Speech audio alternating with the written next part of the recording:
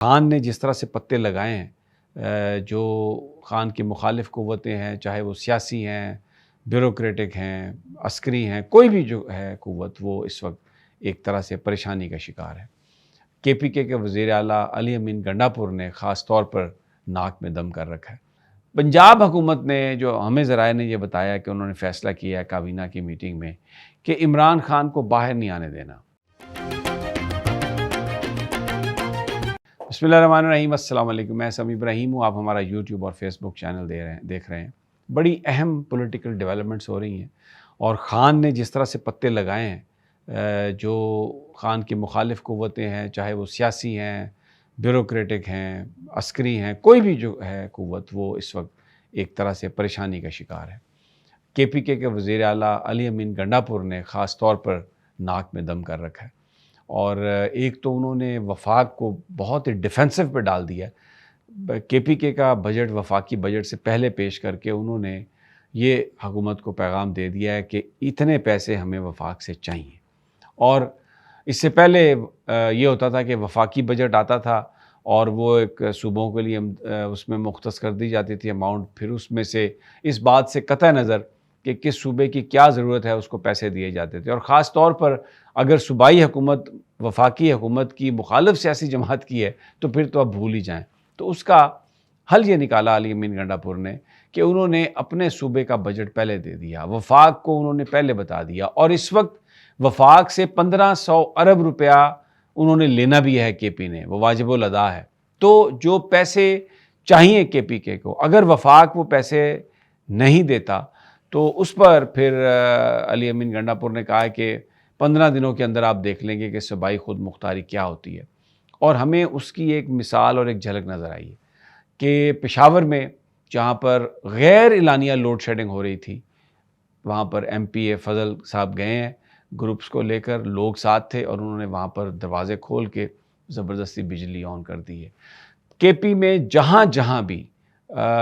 غیر اعلانیہ load shedding ہو رہی ہے اور زیادہ لمبی لوڈ شیڈنگ ہو رہی ہے، وہاں پر جو تحریک انصاف کے ایم پی اے ہیں جیتے ہوئے، وہ لوگوں کے جلوسوں میں جا رہے ہیں، اور گرڈ اسٹیشنز کو انہوں نے کہا ہے کہ ہم کھولیں گے، کچھ کو کھول بھی دیا، اور آگے جا کے بٹن جو کہا ہے علی امین گنڈا پور نے کہ ہم دکھا دیں گے صوبائی خود مختاری کیا ہے اور بٹن کیا ہے، تو وہ بٹن دبائیں گے اور علاقے میں بجلی آ جائے گی۔ اچھا، اب یہ صورتحال جو ہے، اس میں سب سے بڑا ایشو یہ ہے کہ اتھارٹی جو وزارت داخلہ کی ہے اور اتھارٹی جو وزارت پانی اور بجلی کی ہے، وہ چیلنج ہوئی ہے۔ تو محسن نقوی صاحب اور جناب اویس لغاری صاحب، یہ دو وزیر ہیں، ایک داخلہ کے اور ایک پانی کے، تو انہوں نے علی امین گنڈا پور سے ملاقات کی ہے۔ علی امین گنڈا پور نے ملاقات میں ان سے کہا ہے کہ آپ نے کے پی کو نشانہ بنایا، آپ نے ان علاقوں کو جہاں پر سے پی ٹی آئی کے لوگ جیتے ہیں پورے پاکستان میں، ایون پنجاب میں بھی، آپ وہاں پر لوڈ شیڈنگ زیادہ کر رہے ہیں، لوگوں کو تنگ کر رہے ہیں، ہم اس بات کو برداشت نہیں کریں گے۔ آپ سے ہم یہ کہہ رہے ہیں کہ آپ ہمارے واجب الادا جو پیسے ہیں وہ ہمیں دلوا دیں، تو ہم اپنے مسائل خود حل کر لیں گے۔ اور جو منصوبے بنائے گئے ہیں،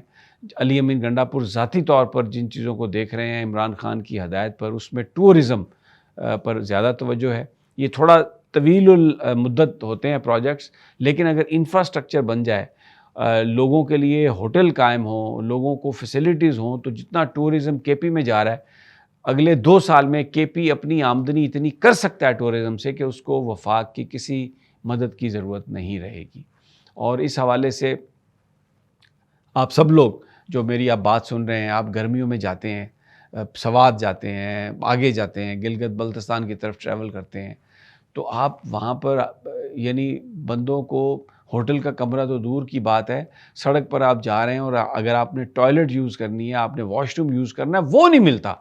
تو یہ وہاں پر انفراسٹرکچر کی حالت ہے، اور جو ٹورزم ہے وہ لاکھوں کی تعداد میں وہاں پہ ٹورسٹ جاتے ہیں، ملکی بھی اور غیر ملکی بھی۔ تو یہ انہوں نے علی امین گنڈا پور نے ان کو اگر پیسے جو وفاق سے ملنے ہیں وہ واپس ملتے ہیں، تو انہوں نے ایک باقاعدہ پلان کر لیا ہے کہ ہم کس طریقے سے انفراسٹرکچر کو بلڈ کریں گے، جس میں ٹورزم اور کئی دوسری ایسی چیزوں کی بجائی اور ان کی پروڈکشن انہوں نے پلان کی ہے، جو بہت زیادہ، جس سے صوبے کو آمدن ہوگی اور صوبہ 18ویں ترمیم کا صحیح معنوں میں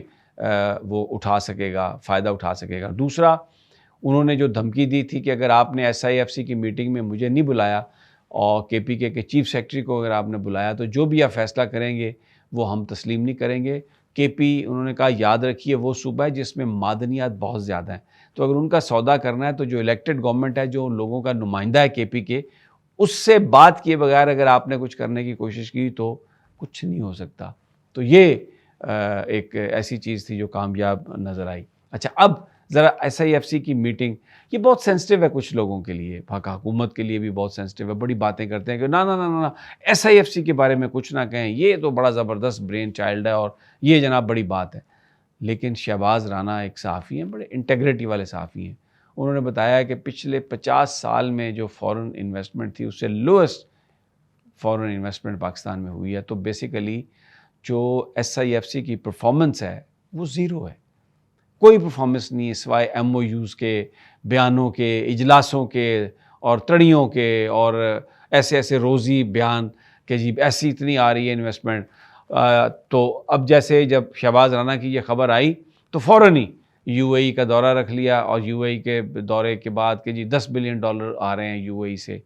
اس سے پہلے سعودی عرب سے بھی 10 بلین آ رہے تھے۔ جو اخبارات کا، جو خبروں کا حساب کتاب ہے اس میں تو کوئی 50-60 بلین پاکستان میں آ چکے ہیں، لیکن عملی طور پر کسی طرح کی بھی کوئی انویسٹمنٹ نہیں ہے، کوئی آنے کے لیے تیار نہیں ہے پاکستان میں۔ تو اب وزیر اعظم صاحب اور ان کے چیلے اور جو میڈیا جو بہت لمبے لمبے جس نے اشتہار لیے ہیں، وہ